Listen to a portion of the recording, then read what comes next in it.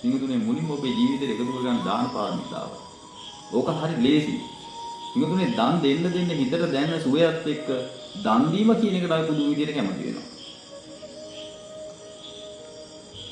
දැන් ඔබට මෙහෙම හිතෙන්න පුළුවන්. ඉතින් හාමුදුරුවෝ බුදුහාමුදුරුවෝ කියලා දෙන අතාරින්න කියලා. ඔව් අතාරින්න කියලා තමයි කියලා දෙන්නේ. ඉතින් ඔබ වහන්සේ කියන්නේ නම් දානෙට ඇලෙන්න කියලා.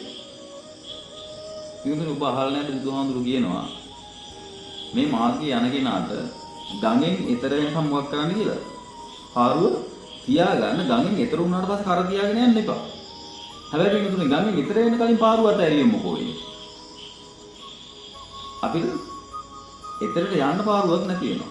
අන් ඒ වගේ තමයි පින්තුනේ මේ තියෙන දාන පාරමිතාව කියලා කියන්නේ. අර ඒගොඩට යන්න තියෙන එක කාරණාවක් තමයි. ඕක කරගෙන යන්න ඕනේ. ඕක කරගෙන යනකොට පින්තුනේ සිසිලස කියන හිතේ ගොඩ නැගෙනවා. ආන්ගේ සිසිල් හිතට පින්තුනේ දහම් මානසිකාර වෙනවා. ඊළඟට කරන්න ඕන කොටස පින්තුනේ වැඩි ආන්ගේ දේවල් කර ඉස්සරහට යනවා. තමන් කරන වැඩක් ගන්න පින්තුනේ මේ හිතලා බලන්න. ඔබට දැන් මේ බණ ටික ඇහෙන්නේ නැයි කියලා මට කියන්න. ඔබ පෙර කරගත්ත පුණ්‍ය කර්මයේ විපාකයක් වෙයි තියෙන්නේ. ඒ කියන්නේ මේ දුන්න දානයක්ම තමයි ඔබට මේ ලැබෙන්නේ. අපි මුලින් කතා කරේ කවදා හරි දවසක බණ අහනකට කරදර කරලා තියෙනවා. ඒ නිසා අපිට කරදරත් එනවා.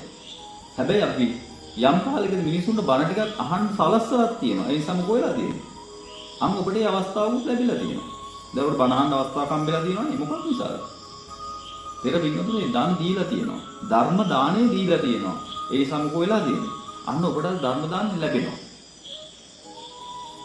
පොඩ්ඩක් හිතලා බලන්න. පින්වතුනි එහෙනම් දැන් මේ ඔබ දන් දුන්න නිසා නේද ඔබට ලැබෙන්නේ? එහෙනම් මේ ලැබෙන වෙලාවේ දැන් කියවෙන ටික ඔබ පොඩ්ඩක් බලන්න. පොඩ්ඩක් හිතලා බලන්න. අපි කතා කරනවා දානේ වටිනාකම. දානයත් එක්ක අපිට ලැබෙන ඊළඟ කාරණාව ගැන අපි කතා කරනවා. දැන් පින්වතුනි මේ ටික ඇහෙන්න ඔබට මේ ටික කරන්න හිතෙන්නේ නැද්ද බලන්න. පින්වතුනි ඕවා කරන්න මොකෝ වෙන්නේ? අන්න ඇත්තටම සතුට කියන එක Taman තුලින් ගොඩ නැගෙනවා. පින්වතුනි දානයෙන් සහ කුසලයෙන් තරම් මේ ලෝකේ සතුට වෙන්න පුළුවන් වෙන කිසිම දෙයක් නෑ. මේ ලෝකේ සතුට වෙන්න පුළුවන් පළවෙනිම දෙක තමයි කුසලයේ සහ දන් දීම. දාන. එහෙම නැත්නම් පින කියලා කියන්න පුළුවන්. පිනයි කුසලයේ තමයි පින්වතුනි මේ ලෝකේ පළවෙනියටම හිතට සුව දෙන දෙක. නමුත් අපි නොකරන්නේ මොකෝද? නොකරන්නේවත් පින්වතුනි පිනයි කුසලයි.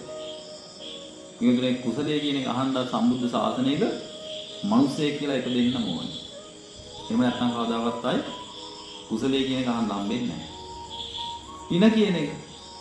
පින්වතුනි පින කියන එක මේ තරම් අර්ථවත් විදිහට දේශනා වෙන්න නම් බුදුදහම පවතින කාලයකම මිනිස්සෙක් වෙන්න ඕනේ. නැත්නම් අනික් කාලවල දන් දෙනවා පින්වතුනි. දන් දීම කියන එක තියෙනවා. නමුත් පින්වතුනි මේ තරම් අර්ථාන්විත විදිහට දහම නැති කාලයක දානය කියන එක පින්වතුනි මිනිසුන් විග්‍රහ වෙන්නේ.